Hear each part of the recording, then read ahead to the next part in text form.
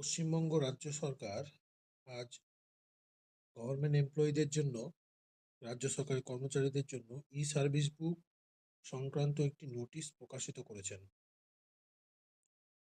সেটাই একটু আমরা এখানে আলোচনা করব। সার্ভিস বুক সরকারি কর্মচারী চাকরি সংক্রান্ত একটি অত্যন্ত গুরুত্বপূর্ণ নথি, যা কর্মচারীর বেতন নির্ধারণ, মহার্ঘ ভাতা, বকেয়া প্রদান, পদোন্নতি, অবসরকালীন সুবিধা ইত্যাদি নির্ধারণের ক্ষেত্রে ব্যবহৃত হয়। রাজ্য সরকার বিভিন্ন দপ্তরের বর্তমানে কর্মরত অবসরপ্রাপ্ত কর্মচারীদের ম্যানুয়াল সার্ভিস বুক ডিজাইনের জন্য একটি পোর্টাল চালু করেছেন, যার নোটিফিকেশন নম্বর এখানে দেওয়া আছে, ডেটও দেওয়া আছে 28/2/2026।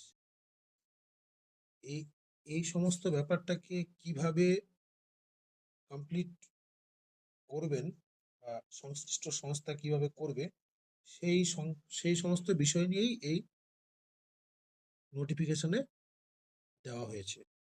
তো এর মূল যে জিস্ট, সেটা আমি একটু আলোচনা করি।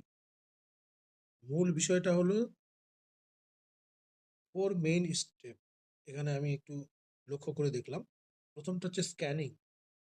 দি manual service book must be scan first. Second হচ্ছে uploading. The scan copy is uploaded to, যে ওয়েবসাইটটা এখানে দেওয়া আছে ওয়েস্ট বেঙ্গল গভর্নমেন্টের এই ওয়েবসাইটে, সেখানে এটা আপলোড করতে হবে by the custodian. Next, entry.